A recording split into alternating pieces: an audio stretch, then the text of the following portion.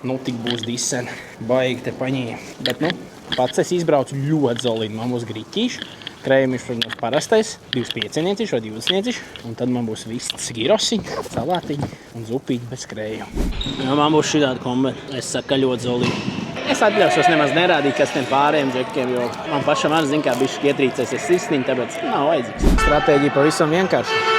Šobrīd man paliks šī tik te daudz pāri. Paliks vakarņām šo atstāšu. Congratulations to you and your team for the first win in the tournament. What is the best that you can learn from this kind of game, facing opponent of different level than yours? It's such a different game, I would say.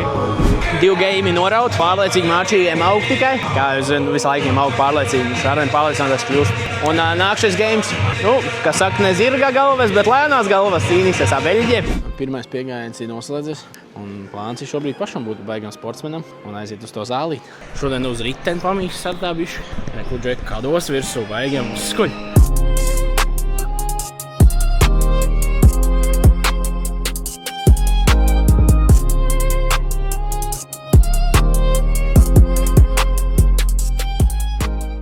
Ko dzīvnieks tikko baigs appirkas.